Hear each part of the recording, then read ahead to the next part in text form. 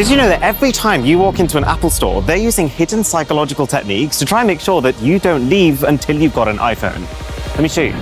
Look carefully at the angle of the laptops here. You notice every single one is not just set to the same angle, but also quite a peculiar one. 76 degrees is apparently what they go for. Why?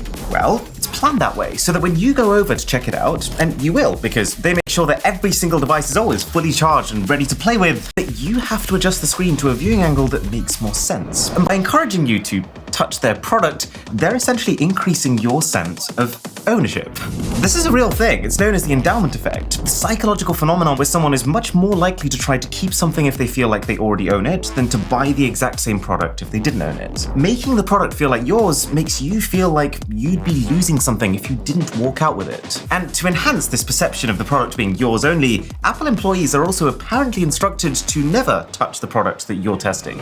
I even went to an Apple store to test this theory, and I've scoured the internet to see if I can catch Apple employees touching the in-store models while customers are playing with them. And honestly, nothing. Obviously, this doesn't mean they're never going to touch the products, but they've clearly been at least advised to gesture towards them or stand around them unless they absolutely have to go hands-on.